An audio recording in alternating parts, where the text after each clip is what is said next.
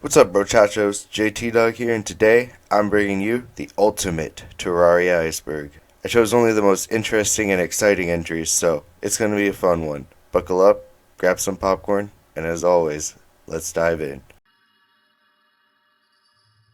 Terraria developers.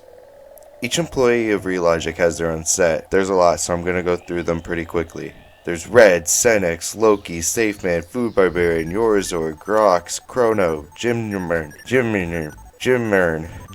Lazur, Lenfors, and Ghostar. Those are just the active employees. Even some former employees still have their own sets, such as Skiffs, Arcala, D-Town, Ox33, Aaron C, and Flepas. Tutorial World.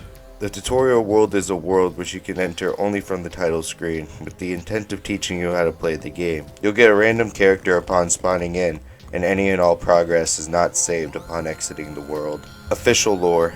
The official lore is a story written by the developers that was released in 2019. It is referenced in a few entries of the bestiary, and discusses some mysteries some players have, such as the nature of the Crimson Corruption, Hollow, the history of the world, and the Lunatic Cultist. However, there are some contradictions in this, as Reddit stated that the Lunatic Cultists were trying to prevent Cthulhu from returning, and not trying to summon him again like they do in the official lore, but Potato Tomato. References to the other media. There are many references in Terraria, so here are just a few. The SDMG from Edge of Space, the Falcon Blade from Pixel Piracy, the Old One's Army from Dungeon Defenders 2, the Creeper costume from Minecraft, several one-drop yo-yos, and the Deer Clops from Don't Starve Together. Game progress. This entry refers to this interesting graph on the Terraria wiki, which is, it's something. Usually when I create a new character, I jump into my old world and then grab a bunch of stuff so I have a pretty good early game boost. That's just what I do. Terraria Otherworld. Terraria Otherworld was a planned spin-off game in which you would be in an alternate dimension where you have to try and restore a corrupted world. However, in 2018, Relogic announced that the game was cancelled, saying that they weren't satisfied with the direction the game was going in. Old Gen / 1.2 only content. The old gen console versions of the game are Xbox 360, PS3, PS Vita, and Wii U. They haven't been updated since 2016, leaving them stuck on 1.2.4. However, because of this, they have some unique content, such as Akram and pets that do damage. Secret / Drunk World seeds. There are many secret seeds in Terraria, so let's quickfire them. The Drunk World. It has both evil biomes and ores, and the dungeon is under a tree, not the bees. Most of the world is a jungle biome with an insane amount of hive and honey blocks. For the Worthy. This world is incredibly easy and is recommended for every single new player. Celebration Mark 10. You spawn on the ocean, the world is painted in bright colors, and it's easier to get rare items. The Constant. The world is darker and you get hungry now. No traps. There are totally not any traps on this one. Trust me. Remix Seed. You start in the underworld and the surface is completely covered by the world's evil. Zenith Seed. This one combines all the world seeds in one and should be experienced blind. Terraria's 2D Minecraft. No, it's not. Cthulhu. Cthulhu is a cosmic entity created by H.P. Lovecraft as an evil god and is quite popular in Lovecraftian horror. In the official lore, Cthulhu was defeated by a race of dryads, to which he retreated to the moon to heal and prepare for another battle. However, the battle also killed all but one dryad. Even though Cthulhu never fully appears in-game, the Moon Lord is heavily implied to be Cthulhu. The guide is the Wall of Flesh. To summon the Wall of Flesh, you need to either throw the guide or the guide voodoo doll into lava while you're in hell. This begs the question, is the guide and the Wall of Flesh one and the same? If not, how are they related? Is cereal a soup? Green Cap. The green cap is dropped by the guide and has a 100% chance of dropping it, if the guide's name is Andrew. However, creating a world with the seed, Terraria, will always spawn a guy named Andrew. Ivy. The Ivy is an instrument dropped by any steampunker with the name Whitney, and it actually plays music. Who knew? The Witch Doctor is a lizard. As the entry states, the Witch Doctor is a lizard, hence his green skin and tail. This is also confirmed by many in-game references. During a party, he will state, "I wanted to see how your kind celebrate." When he's close to the princess and asked of his happiness, he will state, "Kind to my people, the princess is. Much appreciated." His bestiary entry also says, "It's unusual for a lizard to be outside the temple." Even more unusual are the jungle things he sells. He prefers his jungle digs. Red Potion. The Red Potion is an X unobtainable item that inflicts the player with poison, on fire, slow, broken armor, darkness, bleeding, weak, suffocation, cursed, confused, and silenced for 1 hour on normal mode, 2 hours on expert mode, and 3 hours on master mode. However, if you drink it in a For the Worthy world, you can get any of the 3 following buffs for 30 minutes. Human Quack. When ducks quack, there's a 1 in 300 chance that the sound will sound just like a dude saying quack. Here's what it sounds like. Quack. It was pulled from a royalty-free site because the developers found it pretty funny. Which, let's be honest, it is. Companion Cube. The Companion Cube is a rare pet summoning item that, when used, summons a frickin' bulldozer. Nah, I'm just messing with you. It summons a Companion Cube from Portal. However, it has some strange properties. When in complete silence, it will stab you. When submerged in lava, it will use the lunatic cultist death sound. And if you keep it in there long enough, it'll make the Moon Lord's death sound. Also, it will fart, so there's that. Bone Key.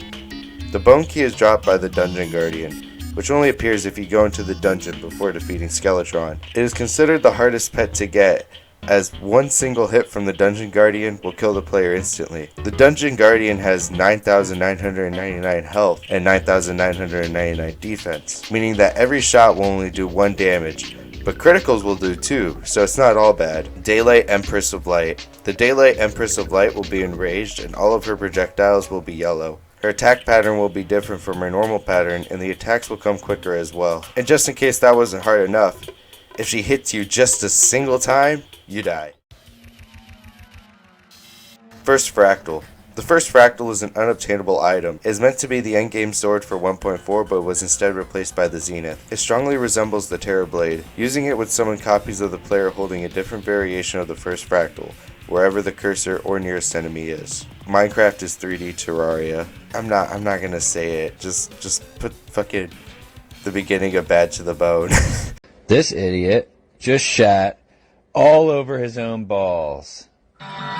The groom and the bride are the angler's parents. So, this is canon. Someone in the Terraria Discord asked Redigit who the angler's parents were, to which he replied, and I quote, "They dead," to which a Reddit user saw and declared that the groom and bride are the angler's parents. Redigit then replied with, "This is now canon." Pre-1.3 developer items. So 1.3 added the expert mode difficulty, and with it came the treasure bags. Treasure bags then made it possible to obtain developer items. However, the developer items were introduced in 1.2, but were only attainable through exploits and glitches. All Terraria worlds are connected. This is a theory by the creator of the Iceberg, Firewater Gamer. The theory goes that every Terraria world is connected at the oceans, apparently explaining how each world has no curvature. However, they're probably just in a terrarium. Overpowered Zappinator. The Zappinator was a developer item that was used to instantly kill enemies so they wouldn't be interrupted during testing. It was in the original PC version, but it was removed in version 101 and replaced with the angel statue, and at the time, it was considered to be the most powerful weapon in the game. However, ever since hard mode was introduced, it just isn't. It can now be found in the game as the orange or gray Zappinator and will be sold by the traveling merchant. The Torch God. Torch God is an event that starts after placing 101 torches below the surface layer in any biome. Fireballs are launched at the player and deal 40 damage in normal mode. If you survive the event, you receive the Torch God's favor, which, when consumed, gives you the option to change normal torches to the corresponding biome's torches. Hoik. A hoik is when you place a series of slope blocks in a certain order to achieve insane speeds. The glitch happens when a player sprite shares a space with the slope block and is pushed forward by 1 block. However, if you place the slope blocks back to back to back, you can have a chain event in which you are pushed forward until the chain ends. They can also be used to transport items. It was originally considered to be an exploit in 1.2, but then Relogic pulled a Bethesda and was like, it's not a bug, it's a feature, subsequently causing the game to crash and delete your entire operating system, causing your entire system to break entirely. Did I say entire enough? Terrarian Legendary Prefix. The Terrarian is a real-life yo-yo released by OneDrop. However, in 2019, OneDrop released the Legendary Terrarian. This was despite the fact that the yo-yos could not have the Legendary modifier at the time. So, what was Relogic to do besides make it possible for the Terrarian to get the Legendary modifier? So they did. But they couldn't just use the old legendary modifiers, it increases the speed. And yo-yos don't have a speed stat. So, there's a special legendary modifier just for the Terrarian called Legendary 2 in the game files. Pretty cool. Angler Immortality. The Angler is one of the two NPCs that are children, the other being the princess. And because of pesky ESRB ratings, that made it impossible to kill children in video games. He disappears into a puff of smoke upon dying. Instead of the game saying the angler has died, it says the angler has left. Angel statue uselessness. Before the 1.1 update to Terraria, the angel statue could not be placed or sold and was pretty much useless. It soon became the basis for many in-game jokes. Goblin Tinkerer is a scammer. I don't know why I didn't discuss this one on the Scams Iceberg, but yeah, 4 platinum for a shoddy Terrarian? Yeah, nice try, buddy. Large Bomb. In the tutorial world on the Legacy mobile and 3DS versions of the game, there's a golden chest containing a bomb with a large modifier, making it the only non-weapon item to have a modifier that can be obtained legitimately. Terraria Stadia controversy. Before having Terraria released on Google Stadia, Redigit was locked out of his Google accounts. He contacted Google support, but to no avail. So, he took it personally and canceled the games on Stadia. However, Google reached out and restored access to the accounts, and now Terraria is on Stadia. And now Stadia is no longer a thing. So where's Terraria Stadia now? REC abbreviation. The true abbreviation for REC is unknown, but fans have tried to guess it. It could stand for Rares, Enemies, and Kills, but it could also be a reference to Fallout, as it sounds similar to the GEC, or Garden of Eden Creation Kit, and it ends in 3000, just like the Pip-Boy 3000. So who knows? Terra Toilet. Seriously? This is what you use your broken hero sword for? A toilet? Whatever, your loss. Lepus and Turkor the Ungrateful. Lepus and Turkor the Ungrateful were exclusive bosses for the mobile and 3DS versions of Terraria. Lepus was a large rabbit that would summon eggs, which would then hatch into other Lepuses, Lepis. Anyways, once 5 Lepis were on screen, they would stop spawning eggs. Turkor the Ungrateful resembled a Thanksgiving turkey and summoned heads every time one head was destroyed, similar to a Hydra in Greek mythology. None of these bosses were really a threat and should be brought back in 1.4.5, with a few buffs of course. Terraria Chinese version. The Chinese version of Terraria is extremely different to the rest of the world's Terraria. This is because of Chinese censorship laws. So here are the sprites. Ayakathulu is a plant, I think. The brain of Cthulhu is a weird jellyfish looking thing. The Skeletron is some kind of ent. The Wall of Flesh had a serious glow up. And I kinda like this version of Moonlord. Relogic should definitely add these into the base game as an optional sprite variant. Lunatic Cultist Treasure Bag. In Expert mode, each boss has their own treasure bag. However, the Lunatic Cultist does not. Well, it actually does exist, it's just unobtainable. The Lunatic Cultist is the only boss in the game that doesn't drop any cool weapons or armor, so the treasure bag would just have a 14% chance to actually give you something. Its mask. The Old One's army is useless. This refers to a post on the Terraria discussion forums on Steam, in which a player of the game says that the Old One's army is useless. His reasoning is, in order to defeat the event, you must have post-Moonlord gear, and the gear you get isn't going to help you post-Moonlord, but replies to the original statement seem to suggest that the player is just bad at the game. It can't actually defeat the Old One's army with pre-Moonlord stuff. The Blood Moon has a metaphor for periods. During the Blood Moon, every female NPC, besides the party girl and princess, have more irritable or aggressive dialogue than they normally do. The wiki says that this is due to premenstrual syndrome occurring around the same time. So the next time a female NPC says something rude to you, just know that it's that time of the week, and you should probably lay off. The Wall of Flesh is the guardian of the world. After you defeat the Wall of Flesh, you receive the message, the forces of light and dark have been unleashed. And in the lore, it's explained that the Wall of Flesh keeps both the Crimson or corruption at bay, and slows its spreading. However, if it's not there, then what's stopping the corruption or the Crimson? So not only is the evil in the world spreading, but also the anti-evil, the hollow. Zombies are dead players and NPCs. Some players have theorized that the zombies are actually dead NPCs. The evidence for this is substantial at best. One piece of evidence is that in a town, there are low zombie spawns, and the hairstyles of some zombies look like the hairstyles of some other NPCs. However, unless I see a zombie with the Duke Nukem haircut, I am not convinced.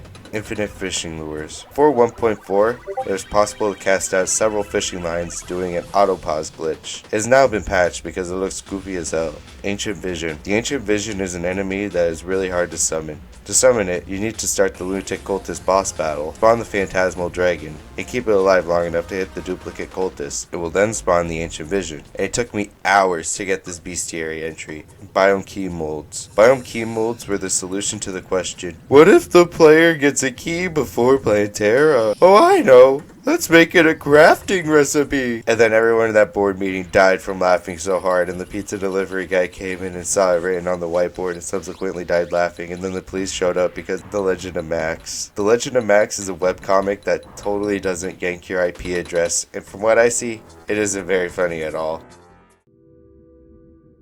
Party girl is transgender. There's actually quite a bit of evidence suggesting that the party girl is actually transgender. First of all, instead of being teleported by the queen statue, like all the other female NPCs, she is instead teleported with the king statue, which only teleports male NPCs. She is also one of 2 female NPCs that isn't affected by the blood moon, the other being the princess, who is a child. It really makes you think, huh? Super Mario Bros. X. Super Mario Bros. X was a fan game made by Redigit in 2009. In 2011, development of the game was stopped, probably due to the fact Nintendo is extremely protective of its IPs and Super Mario Bros. X was infringing on it. So they sent Redigit a C&D and claimed the Super Mario Bros. X website. White Cultists. White Cultists are a variant of the normal blue cultists we see in game. They are unspawnable without cheats or exploits. It even has a banner for when you somehow kill 50 of them. I said that entry like a total robot. Shiny Black Slab. The Shiny Black Slab was a pet summoning item that, when used, was summoned a little android guy. I mean, look at him. Isn't he adorable? He sadly is no longer in the current mobile versions, but he does still exist on the Windows Phone version of the game. But you may be wondering, how did Windows get it if it was only on Android? And to that I say, shut up. Terraria 2. Terraria 2 is intended to be the second entry into the Terraria series. Not much is known about the game currently, despite a few statements made by Redigit and Senex. Redigit was supposed to be working on Terraria Overworld before developing Terraria 2. But after Overworld was cancelled, Redigit has returned to working on Terraria full time. To add more fuel to the hype train, on April 30th, 2022, Redigit made a Twitter post asking what players would like to see added to the game. Some community ideas were vetoed, with Redigit saying that they were a Terraria 2 idea. So it would be cool to see what's going on with Terraria 2. See, look, I already made a logo. If I don't get into the credits of the game, I'm gonna riot. Mysterious Package. The Mysterious Package was a pet summoning item that would summon a pet drone that would drop a box every few minutes. It was likely intended to be available to players who purchased the game on Amazon, but was never implemented. The only way of obtaining it is through hacks and was removed entirely in 1.1.5933 update. Orange Corruption Sky. Did you know that in the earlier versions of Terraria, the Corruption Sky was orange? Yep, this wasn't an intended feature or anything. It was just a strange graphical bug. I think it looked kind of funky though. Japanese exclusive content. When Japan finally got their little grubby hands on Terraria, they noticed a few minor changes. The Plumbers and Hero sets were replaced with the Shrine set and the Monokuma set, along with replacing Purple Thread and White Thread, and 2 new exclusive sets. The Monomi and Toro set, which is only available on PS3 and PS Vita. All glowing mushrooms are children. The truffle has some odd dialogue. If you talk to him, he has a chance of saying, as if living underground wasn't bad enough. Jerks like you come in while I'm sleeping and steal my children. Ah, ga ga ga ga ga ga ga. He probably says this because it's so easy, and sometimes even required, to grab glowing mushrooms. He only seems a bit displeased about it, so it must not be too hard for him to make babies. Exploding Snowman.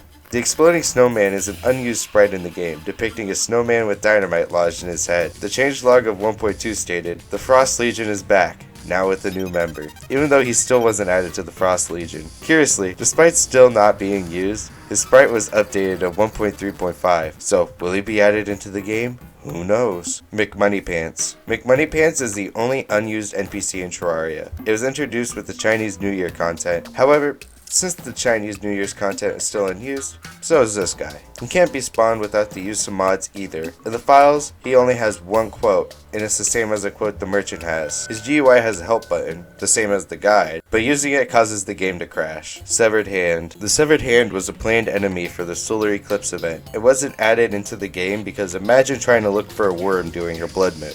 It's just not possible. Despite all of this, there's still a banner for the severed hand, which is equally unobtainable. The severed hand is also a reference to Thing from the Addams Family series, so that's neat. Terraria Worms 3. There was a mobile exclusive crossover with Worms 3, which added in 4 different items: the suspicious looking apple, which spawned a worm pet, the old walking stick, which summons a pet old lady, the strange looking tombstone, which is a tombstone variant that kinda looks like a worm, right? And the holy hand grenade, which has double the explosive range of dynamite.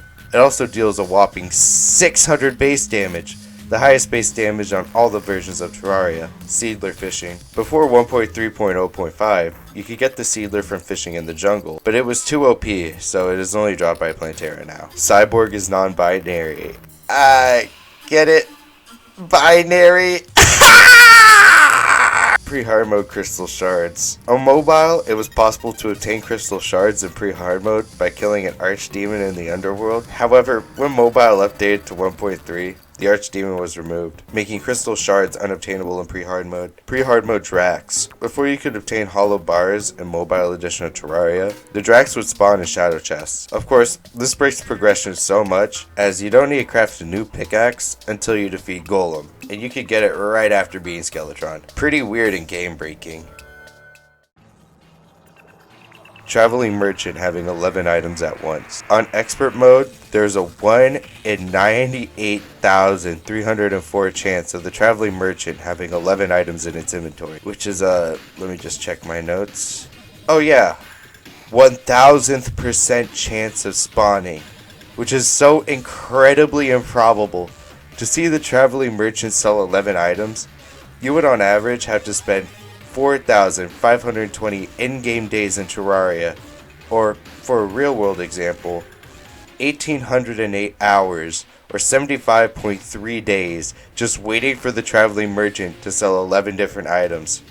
And before you mention it, Team Platforms and Dynasty Wood shingles do not count. Happy hunting! Obsessed 4chan player. 5,000 characters. This entry refers to a post on 4chan asking the simple question: 3 years in a maximum security prison. No outside communication, no cellmate. You get one video game, no games that require an internet connection, and one device to play it.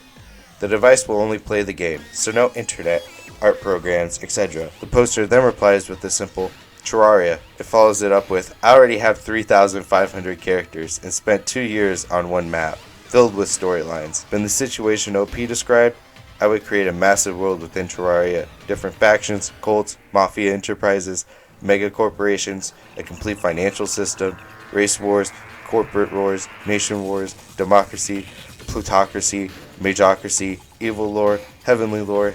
He then finishes up with your average 4chan degeneracy. Would be nice. Also, Jews would be featured, using real economic models to control a large chunk of the economy. Imagine the math being scribbled down on notepads just for these theorems. Fucking nerd. The entire thread was hijacked by this single post. Everyone was going crazy. The whole thread went into anarchy. Kittens and puppies were thrown into wood chippers, and turtles were burned at the stake. Okay, I made those last two up, but still, everyone was totally enamored by this single post, and were just begging to know more. And surprisingly, OP delivered. He discussed how this was all possible, and even some of the existing lore. I'm not reading that. What happened to Yermir? Yermir was a legendary Terraria YouTuber who attempted and completed absurdly hard Terraria challenges. There are many theories as to what happened to Yermir, such as becoming the final boss of Terraria, being quote-unquote dead, quitting YouTube entirely, or just not having any more insane video ideas. Wherever you are, Yermir, we miss you. Aaron C 141 Sprite Sheet. There exists a sprite sheet for 1.2.3 that was created by Aaron C 141. It contains all the sprites for that update, including some unused ones and some spoiled ones. Like this one, and these ones. Other Guardians. In the lore of Terraria, there's a reference to how the Wall of Flesh is the guardian of dark and light. There are some fan theories suggesting that there are other guardians, but that has yet to be seen.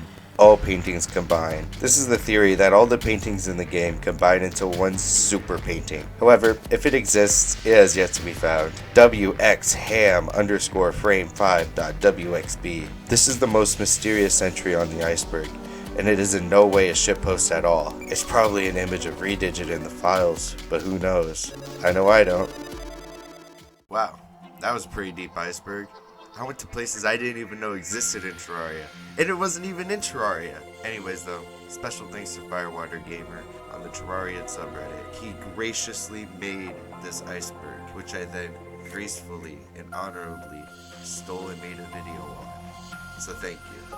If you made it this far to the video, I'd like to give a big thanks to you. Why? I don't know. Maybe you just had this playing on in the background while you played Terraria. I know I did. Anyways, this is probably my last iceberg video ever. I love you all. Good night, I guess.